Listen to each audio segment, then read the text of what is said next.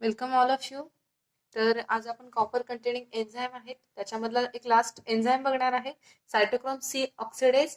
याच्यामधला copper zinc SOD मी already घेतलाय आणि हेमोसायनिन हा तुम्ही करायचा आहे. ठीक आहे, तर सायटोक्रोम सी ऑक्सिडेज बघूया. सायटोक्रोम सी ऑक्सिडेजचं मोलिक्युलर वेट आहे 100 किलो डाल्टन.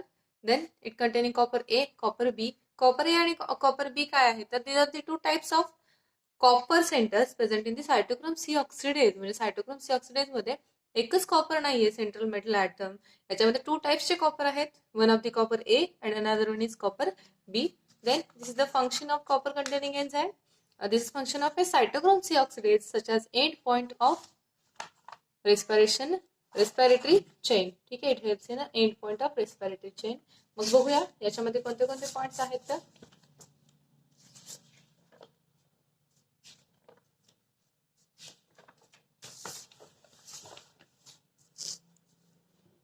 सायटोक्रोम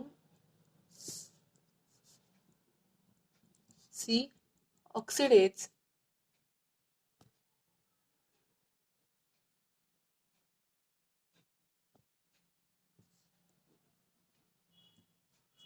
ठीक आहे, तर याच्यामध्ये फर्स्टली मॉलिक्युलर वेट आहे याचं. It is having less than 100 kilo dalton molecular weight. Then occurrence, आता ऑक्युरन्स कुठे होतं, तर it is found in a bacteria and in the eukaryotes. युकॅरियोट्सच्या जी मायटोकॉन्ड्रियल मेम्ब्रेन आहे, युकॅरियोटची जी मायटोकॉन्ड्रियल मेम्ब्रेन आहे, त्या मायटोकॉन्ड्रियल मेम्ब्रेन मध्ये सायटोक्रोम सी ऑक्सिडेज प्रेझेंट असतं. ठीक आहे, देन ह्याचं फंक्शन बघूया. It helps in the transformation of O2 and H plus ion to the water. O2 आणि डायऑक्सिजन आणि H plus ion म्हणजे प्रोटॉन्सचे कन्व्हर्जन वॉटर मॉलिक्यूल मध्ये करण्यासाठी सायटोक्रोम सी ऑक्सिडेज हेल्पफुल आहे. ह्याची जनरल रिएक्शन आहे. जनरल रिएक्शन मध्ये बघितलं आपण स्टार्टिंगला O2 आणि H प्लस आहे, म्हणजे +1 O2 molecule +4 molecules of H plus +4 of number of electrons, then it can be converted into twice of a water molecule. ठीक आहे, 4 मॉलिक्युल ऑफ प्रोटॉन आहेत, 4 मॉलिक्युल ऑफ इलेक्ट्रॉन्स आहेत, 4 इलेक्ट्रॉन्स आहेत, and then finally it can be converted into 2 water molecule. हे झालं function of cytochrome C oxidase. Then function झाल्यानंतर structure बघूया. आता स्ट्रक्चर तुमच्याकडे तुम्हाला मी फर्स्ट इयरला शिकवलं आहे सायटोक्रोम सी ऑक्सिडेज. ठीक आहे, त्याच्या सगळ्या सायटोक्रोम शिकवलाय मी. त्याच्यामध्ये सायटोक्रोम तिन्ही टाइप्स दिले होते, ए बी सी. तिन्हीचे वेगवेगळे फंक्शन्स आहेत आणि त्याच्यामध्ये तुम्हाला जे स्ट्रक्चर ड्रॉ करून दिलं होतं ते स्ट्रक्चर आहे सायटोक्रोम सी ऑक्सिडेज. आता मी काही तुम्हाला इथे रिपीट स्ट्रक्चर देणार नाहीये, त्याच्यामध्ये जे स्ट्रक्चर आहे ते तुम्ही ड्रॉ करायचे. ठीक आहे, मग स्ट्रक्चर मध्ये जसं मगाशी बघितलं की याच्यामध्ये सायटोक्रोम सी ऑक्सिडेज मध्ये कॉपर ए आणि कॉपर बी असे टू टाइप्सचे कॉपर आहेत.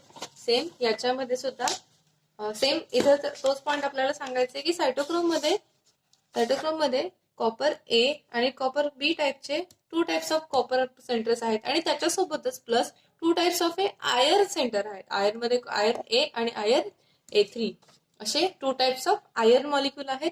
मग याचं मेम्ब्रेन मध्ये ऍक्च्युअल स्ट्रक्चर कसं असतं, सायटोक्रोम सी ऑक्सिडेज मेम्ब्रेन मध्ये कसा बाउंड होतो, तर ते या फिगर मध्ये बघा. या फिगर मध्ये बघा, इथे एक मायटोकॉन्ड्रियल मेम्ब्रेन आहे. This is the mitochondrial membrane present in the eukaryotes. त्याच्यामध्ये हा एक मॉलिक्यूल ड्रॉ केलाय. तर हा मॉलिक्यूल कशाचा आहे, तर this is the molecule of a cytochrome C oxidase. Cytochrome C ऑक्सिडेजचा मॉलिक्यूल आहे. आता याच्यामध्ये जसं मी तुम्हाला इथे सांगितलं की कॉपर ए टाइपचा पण कॉपर प्रेझेंट असतो, बी टाइपचा कॉपर प्रेझेंट असतो आणि आयर्न टू टाइपचे असतात. त्याच्यामध्ये iron A and iron A3. मग इथं बघा, इथं मायटोकॉन्ड्रियल मेम्ब्रेन मध्ये one of the copper molecule आहे, कॉपर ए टाइपचा कॉपर आहे. इथं कॉपर बी टाइपचा आहे, इथं आयर्न ए टाइपचा आहे आणि इथं आयर्न A3 टाइपचा आहे.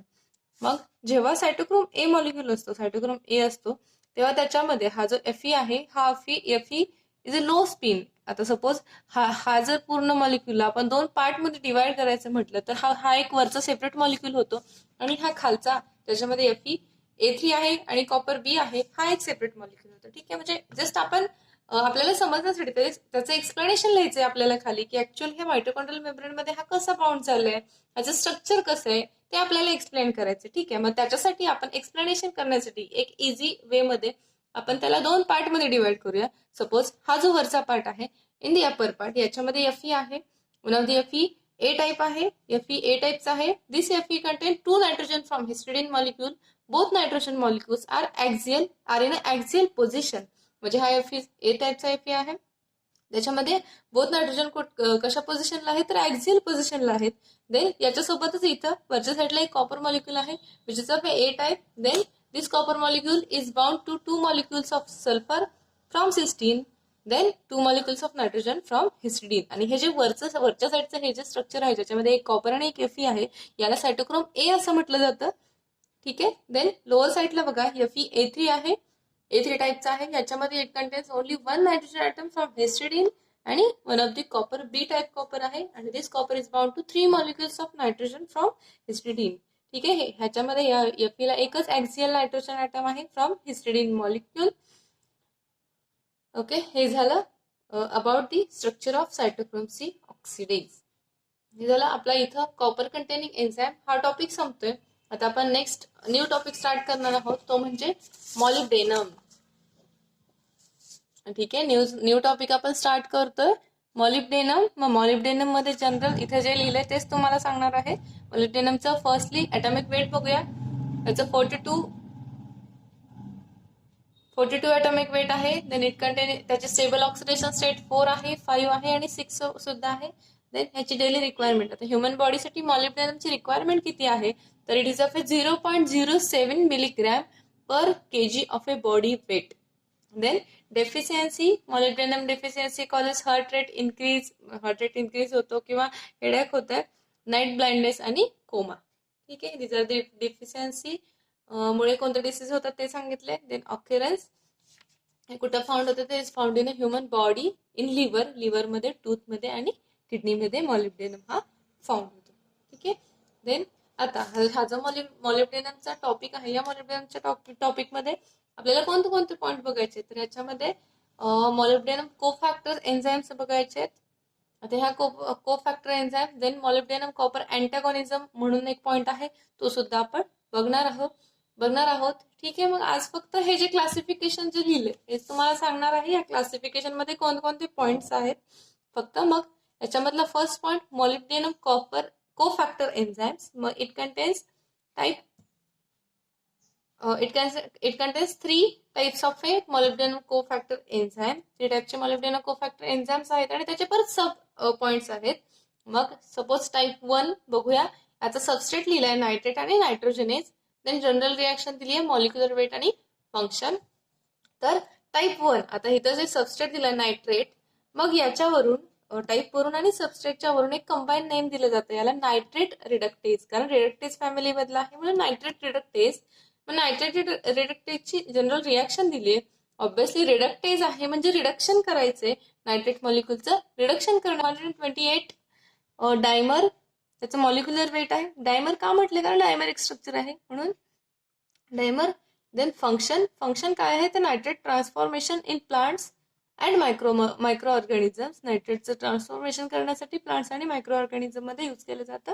देन नेक्स्ट आहे नायट्रोजनेज. आता नायट्रोजनेज तुम्हाला माहितीये की लेग्युमिनोसिस प्लांट्सच्या रूट नोड्युल्स मध्ये जे रायझोबियम बॅक्टेरिया असतात ते रायझोबियम बॅक्टेरिया काय करतात तर नायट्रोजनेज एन्झाईम प्रोड्यूस करतात.